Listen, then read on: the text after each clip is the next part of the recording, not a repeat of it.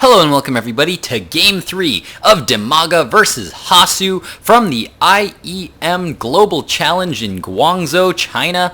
Definitely been an exciting series so far as mTwDIMAGA was able to take Game 1 in a big macro style game. Game 2 was actually also a very macro heavy style game, but Hasu was just able to take a huge army, very high tech army with Colossi, lots and lots of gateway units, and mTwDIMAGA just kind of stuck with low tech units there, so he wasn't able to quite do the damage he really needed to be able to do. Just lings and roaches with a few infestors in the mix that he kind of lost carelessly there. So mTwDIMAGA wasn't able to take Game 2 there. But we'll see how he fares in Game 3 here on Shakuras Plateau, spawning in the top left position as the blue Zerg. We have Mortal Teamwork's mTwDIMAGA. Spawning here in the lower right position as the red Protoss, we have mouzHasu. Hasuobs looks like he's going to be going for a fast expansion on this map. Definitely a smart move. I always bring this up how just you pretty much almost have to fast expand on this map just because it's just such a smart play. Look at this. Hasu is even just taking a Nexus first. He's not even throwing down a Forge first. He's just getting his Nexus immediately after that pylon, then throwing down that Forge because he's just that confident, and he knows that his opponent is already going to know he's fast expanding there, and he's scouting his opponent, seeing that his opponent's not doing any kind of big one base all-in plays. Saw the hatchery going down here, definitely feeling very safe about the fact that he is getting this Forge down as well as this Nexus. Right now on the production tab right now we can see that we do just have more drones coming down for both of these players, getting that economy up and running as best as they can. mTwDIMAGA now with one queen on the field. He did go pool first before hatch, and now he's just going to be continuing to drone up, get as many drones as he can. Definitely like this style of not getting any gas early on, and looks like, yeah, he's taking that fast third. Absolutely love this style of play from mTwDIMAGA. This is something that I think a lot of Zerg players rather are very conflicted about, just because it's so common right now for Protoss players to just fast expand almost on every map. So many Protoss players do it because it's just so strong, and so Zerg players right now have a lot of different ways of dealing with it. Some Zergs like to just stick on 2 base. Idra recently, I've been seeing Idra do a lot of just sticking on 2 base, getting super heavily saturated at 2 base, getting a lot of units out, and then taking a very safe third expansion.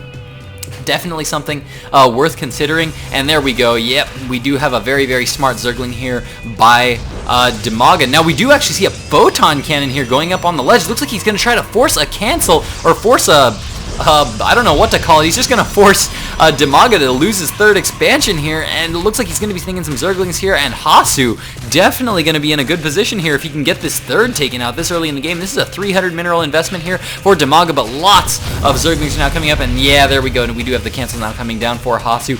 Absolutely love that Zergling up here, running around here for mTwDIMAGA. It's always something you just really want to do.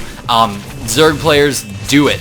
Just get as soon as you expand to this expansion, always send up a small pack of Zerglings to check up here, because almost 100% of the time, I want to say almost, I would say like 98% of the time, when you take this third, Protoss will almost always throw down a pylon here at this ledge. Maybe if he's being really sneaky, he'll throw one down here at the back or back here, but there's almost always a pylon here waiting for you when you take this third expansion if you're going up against a good Protoss player, because it's almost like just an easy way of just pretty much just insta-winning against a Zerg player if they don't scout that position, and you just throw down a bunch of units here, push with your army out here, and then just send in 4 Zealots here and just take out this expansion really fast.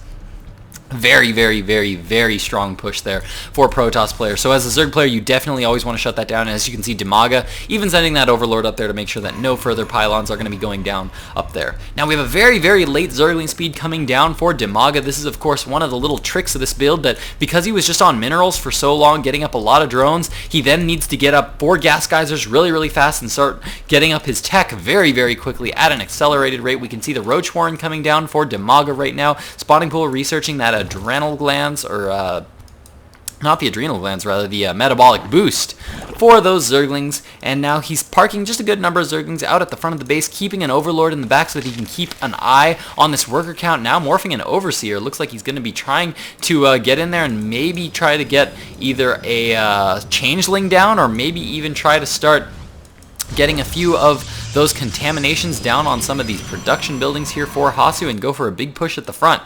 DIMAGA continuing with the absolutely fantastic creep spread that we've been seeing from him all game long, or all match long. This entire match we've just been seeing so much good creep spread here from DIMAGA. Definitely has those solid mechanics. Now here we go. Now we do have the Overseer moving into the base. HaSu is of course aware of this, spots that on the minimap immediately. He's going to be going in and denying this, but not before DIMAGA sees that all of these warp gates have gone down, sees the timing on that robotics facility. We don't have any robotics bay yet coming down for HaSu, but we do see that +1 ground weapons has finished and +1 ground armor is now on the way as well. Definitely HaSu is loving his upgrades this entire series. Definitely, and I am loving that from HaSu.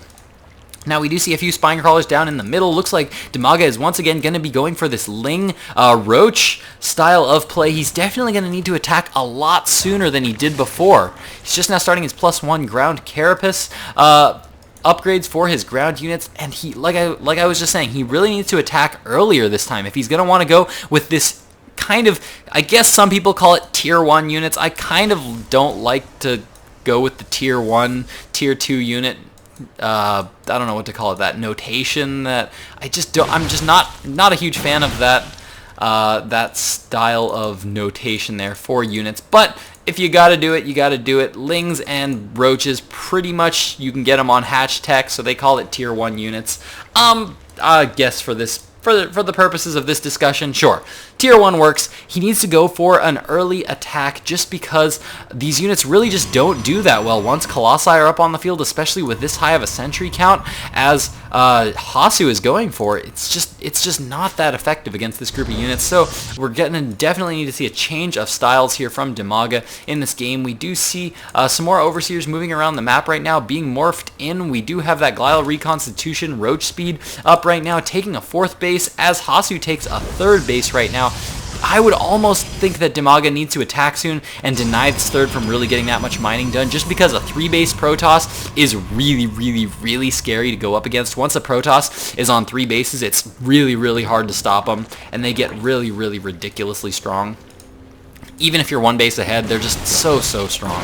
And looks like a Changeling was going to get in there, but he went down right away. DIMAGA continuing with that excellent creep spread, though. Has this 1 extra queen out here in the forward position, just dropping those creep tumors all over the map. And we do now have that small group of 5 infestors now coming down. In the previous game, he just wasn't able to get off any fungal growths or anything and lost all of his infestors very prematurely. Now here we go, though. DIMAGA is learning from this previous game. He's going down fungal growth, going down on some stalkers there. All the Lings and Roaches now coming in, dealing a lot of damage. DIMAGA now in a very good lead right now, 174 to 122 right now on the units lost tab. We can see that HaSu has lost a lot more than DIMAGA right now, and DIMAGA is going to be using this timing window right now before too many Colossi are up to be able to attack. Are there any Colossi up at this point? Looks like we do have 1 Colossi up right now. DIMAGA is just a little bit late to attack before that Colossi gets up, but we do have the engagement going down. Lots of infested Terrans going down right now. They're going to absorb a lot of damage here from all of these stalkers as well as these Colossi, but it looks like DIMAGA just deciding to go for a big attack at the natural expansion. He's now going down, crushing down this wall as fast as he can, but the forces of HaSu coming in from behind. Is he going to be able to take much out? Looks like he's going to try. No, looks like all these Roaches and Lings are going to be getting into the natural expansion. In the meantime, all these other Roaches and Infestors are pulling back in case they need to stop this force from going down and lay down some fungal growths. In the meantime, lots of Roaches, Lings moving in, doing a lot of damage. 1 gateway goes down, the Cybernetics core goes down, and the Forge remains, but losing that Cybernetics core is going to be a big loss. So the forces of DIMAGA coming in from the back now. Fungal growths going down on all the units. The Roaches and Lings surrounding absolutely everything. HaSu is just dropping in food right now. 183 food of DIMAGA to 90. He definitely hit this timing window absolutely perfectly in this match. He could have attacked just a smidgen earlier before those Colossus get out, but now he is just in such a commanding position to take this game. Infested Terrans going all down around the 3rd. Meanwhile, he's pulling back, and there's the GG from HaSu. That means DIMAGA has taken Game 3, and we are now going to be going into Game 4, so stick with me, guys, to see if HaSu can come back. He's currently down 1-2 against DIMAGA. Don't go anywhere.